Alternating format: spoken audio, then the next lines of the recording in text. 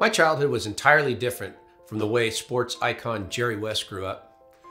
The first time I ever saw Jerry in person, I was 8 years old. My godfather had taken me to a Lakers practice in 1972 at Loyola University. Bill Sharman was coaching. Wilt Chamberlain, Gail Goodrich, and Jerry West were the three stars on the team.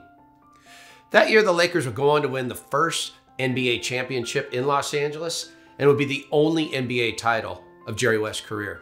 I'm Denny Lennon. Welcome to our 4-part video podcast that delves into the life of Jerry West I think you'll find fascinating. This interview was recorded on November 9 of 2020 when my cousin Wayne Boley invited Jerry West to come over for a sit-down interview in my garage studio. In fact, Wayne stepped in to take the traditional 74-28 shot. Welcome to episode 1 of A Very Jerry Christmas, exclusively on Sports Stories with Denny Lennon. Looking back now, I can see how clearly my 1970s warm, family-oriented Southern California upbringing was comparatively different to Jerry West's formative years in West Virginia some 20 years earlier. If you think of West Virginia, you can picture the backdrop of the Shenandoah River or the Blue Ridge Mountains, contrasted by the orange and yellow leaves falling from the autumn trees. But the real backbone of the entire Appalachian region was the coal mining industry, blackened and covered in soot. While profitable for its owners, coal was less than hospitable and generous to the men who broke their backs, living in poverty while they were pulling black diamond out of the mountain. Perhaps that's why Jerry's father, employed by the coal industry, seemed much less of a dad to him. Jerry had made it quite clear over the years that he did not grow up in a happy home. Maybe his father stole his ability to trust at an early age, or maybe his mom maintained emotional distance, or perhaps both. So Jerry West turned inward to find his focus, always having a goal. He knew that goal involved putting the ball through a hoop. The poverty that encompassed Jerry's upbringing really left him feeling isolated. The nearest town of Charleston was some 20 miles away. So standing in his backyard, Jerry would look to the mountaintop, across the valley. His future seemed just out of reach, but he knew there was a better world on the other side. At age 12, he just didn't know what that was or how to get there. To Jerry West, everything that was good was in his older brother. On June 8, 1951, when Jerry was just 13, running home at a good clip that evening, someone simply shouted out to him that his brother had died. The shocking news devastated Jerry. Sergeant David West had become one of General MacArthur's casualties of the Korean War. The forgotten war, maybe left to obsolete history books, was never forgotten by Jerry. Cut down at 21, the casualty of Sergeant West left a hole in the younger West's heart that never healed. Even after David's death, the letters, delayed by months from overseas, still came. "Keep it basketball and be a good Joe," David wrote. And so Jerry did. That following summer, Jerry grew 6 inches and he focused on one thing: putting the ball through the hoop. He had a goal. And by 1956, Jerry West led East Bank High School to the state championship. It was really probably my first time that I had ever felt like maybe I'm a little bit special. Nothing like that had ever happened to East Bank. His play was so outstanding, they renamed the entire town of East Bank to West Bank for a day.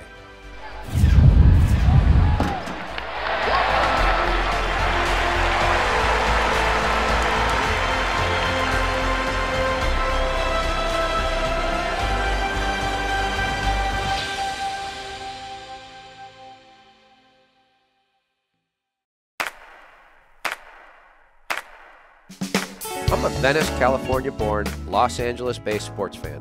One that has played, coached, announced, and promoted sports my whole life. My love affair with sports started in my own backyard and has led me to this podcast. Thanks to the support of the Amateur Athletic Union in East Bay, I'm excited to bring you Sports Stories with Denny Lennon.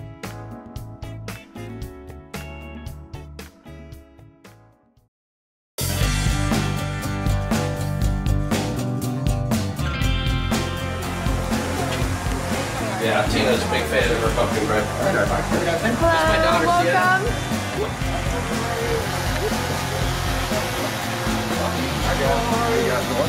Good. So we're going in here, huh? So we'll go in there, but hopefully Wayne told you about, we can take a little shot pregame. No? No shot, no shot. All right, let's give Wade. Wade will take one in your stead. Okay. I heard you're knocking him down at Mount Verno.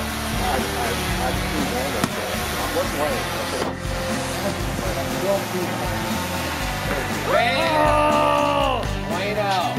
Knock it down. Wow, that's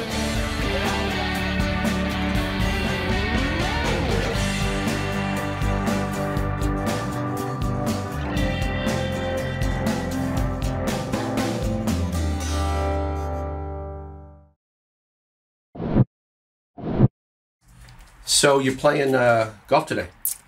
Yeah, I got a bunch of old guys that contribute to the bank account. So even at my age, you have to go out there and keep on fooling them. Okay. Yeah, you do. Yes, you do.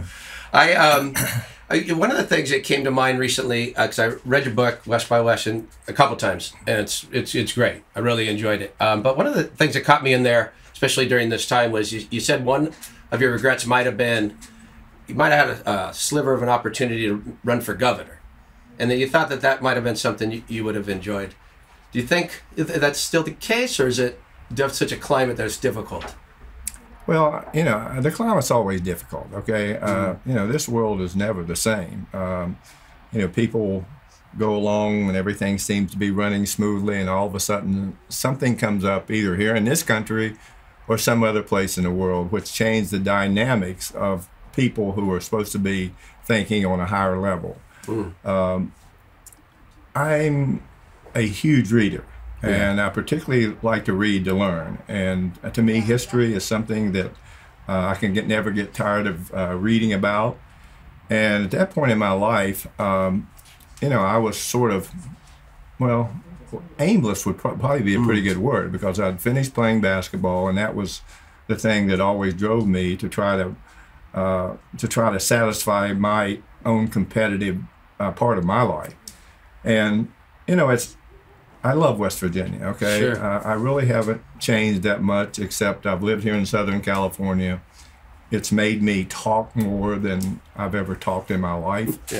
Yeah. Sometime to the point that you feel like you're a recording. You don't talk about anything serious because you're talking about basketball players, or particular people that are involved in the world of sports. And West Virginia is a state that it needs help. It really needs help. It used to be a state where people could get a job working for the coal mines. And frankly, it was almost like if you had manual labor, you could earn a very, very good living, even though I wouldn't recommend it to anyone. Yeah. Damaging to your health, dangerous. Right. But also, for years and years in families, these families grew up, and the only thing they had in mind was go to high school, get out of high school, go to work in the coal mines, and their families replicated the same thing. That's not something that happened in my life. Even though my father worked for a coal mine, he didn't go in the coal mine. And they'd go on strikes constantly every 3 years, so any wage concessions they might have gathered, they were gone because they were 3 months they would strike. Yeah. And I was intrigued because my best interest was for the people of the state of West Virginia. It was not a self-interest at all. And it was intriguing. But I just probably, at that point in my career, I was probably too competitive to take the competitive side out of it and have a broader picture of what was best for everyone. Not for me, but everyone else. It's interesting. A lot of people don't know what it was like to grow up when you did. But one of the things I found interesting that I could really relate to was the solace you enjoyed in basketball. And I love that too. I love being able to take my ball and go dribble, go find a junior high or a high school or any outdoor court and just shoot. And so I don't want to make you feel uncomfortable, but there are times where I would go, and I was Jerry West playing the Knicks. And that was what I did when I was little. I was wondering, it made me think, when you were shooting around on your own, which you did a lot, did you have something in your mind? Did you have an imaginary game going? or did you just shoot to make 100, or how did that work for you? Well, first of all, basketball was a refuge for me, away from the childhood that I wouldn't prescribe to anyone for any child. Escape from a place where I just felt like I was a piece of furniture. There was no affection in my family, and something that I think all of us need and desire. And when you feel like you're, a displaced person, and if you find things in your life that can give you a respite from this ugly part of your life, that was it. It was no other reason except to watch a ball go through the hoop. And the one thing that people of all ages, regardless of what it is, if you can see yourself making improvement, you're going to not only take a greater interest, how can I get better? You're going to start to play mental games. And I certainly played a lot of mental games. And only after I got older and I was able to be able to make shots on a more consistent basis. And when I first started out, I couldn't even shoot the ball up at the basket. I was so little. And, you talked about going to places where you could find a place to shoot basketball, and in your own mind, your imagination. You can be anyone you want to be. Okay, there were no basketball players at that point in time that I even knew about. Nothing. It was just something I picked up. And an old adage, if you throw a ball to a dog, he's going to chase it. Well, I was that dog chasing that basketball. And so in my life, I'm still chasing that basketball. Yeah. But it was a respite for me for the kind of what I felt like going home. I didn't feel very good about going. You're moving towards high school and stuff. The high school scene, I'm always fascinated with. We get a lot of that mythology out of Indiana, but I think it probably happened in West Virginia and Ohio and Kentucky, and your bordering states in the same way about high school basketball. Was there high school basketball players that were a little older than you that you looked up to that you thought, maybe I could do that? Not really. Not really. I was pretty focused on myself, how I could be a better person, how I could particularly feel better about myself. Sure. And I think when you feel like you're not worth very much in your life, it probably is the worst thing that can happen to anyone, and particularly a child. It's almost a sense of abandonment. And when you feel that way, you carry that with you everywhere you go. And only when for doing something that other people think is attractive, do you start to question, why do they think I'm attractive? Because I'm a nice kid or a good kid, or because I got something to offer? And I'm talking about when I got to high school and my career took off, that all these people wanted to recruit me. It wasn't because I was a good kid. It was not. Right. It was because everyone thought I had a different kind of talent. And, the promises made, money, financial inducements, where I would make 4 times what my father made in a month, or 3 times what my father made in a month. It was hard for me to comprehend.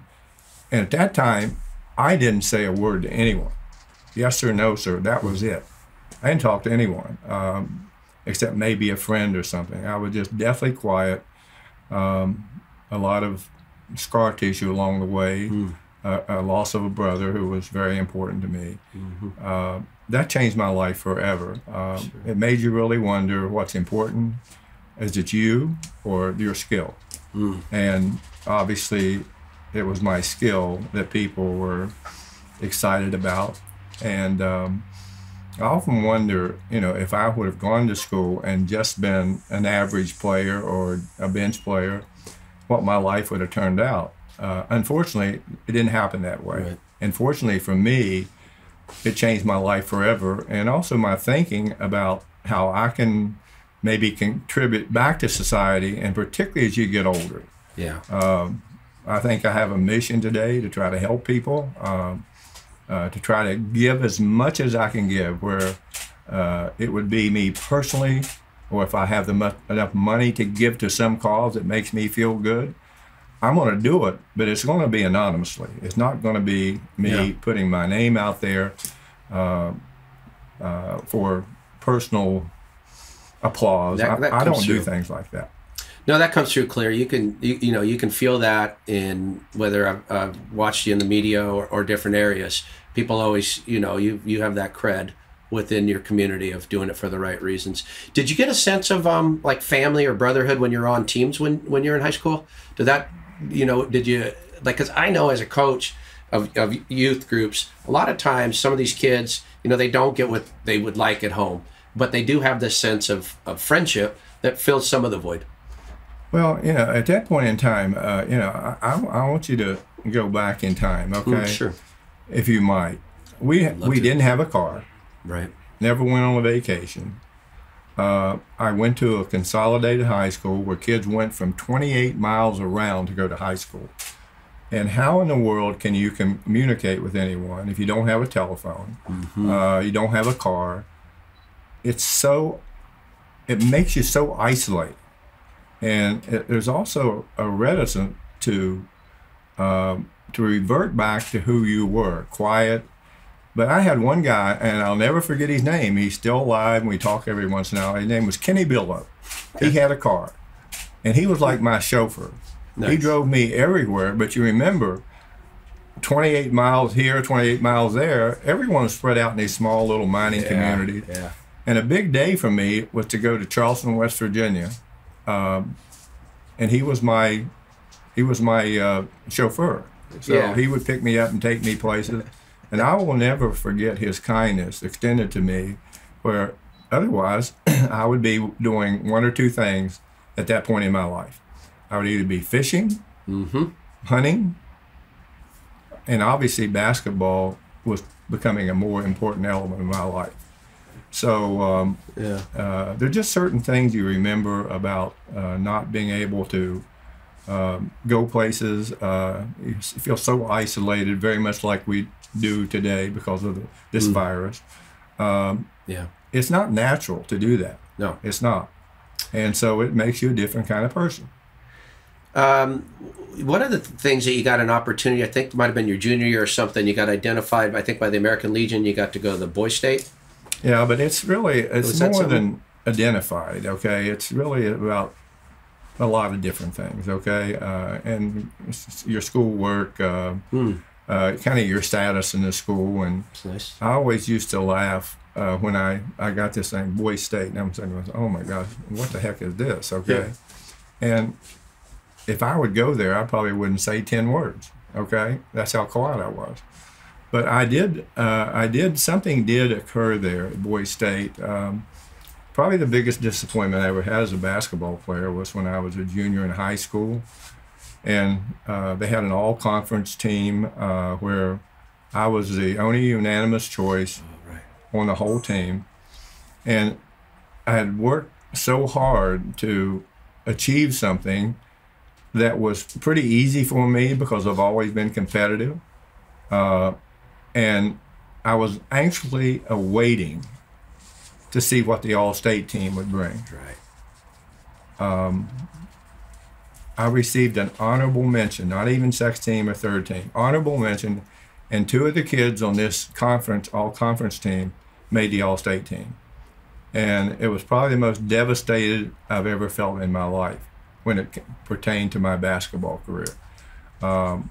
And during that period of time, I decided I'll go to Boy State. I didn't even want to go, to be honest with you. But I go up there, and there's like 3 kids that had made the All-State team, okay? 2 of them, 2 All-State teams. 2 of them made the All-State team. I go up there, and suddenly a basketball appears, okay? So they were choosing sides, and I was like the last one selected, okay? And then the last one selected. At the end of the week, I was selecting the players. Yes. And thanks, Turner. It's probably the most confident I've ever felt in my life. Wow. Where I knew I was better than these guys, okay? I would never say that to anyone. but I knew I was better, and I couldn't wait till my senior year got there, and it turned out to be it was justified that Heck yeah. we won the All-State. I mean, I was the only I was All-State, led the state in scoring, state in rebounding. We won the state championship. Won the state championship. And it was probably, I didn't realize the scope of it because when it happened, I'd fouled out of the championship game. We were way ahead. Oh, wow. And I didn't even play the last quarter. I think I scored 39 points in 3 quarters. 3 quarters. And but I was sitting there anxiously waiting this clock to go down so we wouldn't lose, right? And we won. And I went to East Bank High School. Yep. And after we won the state championship, they named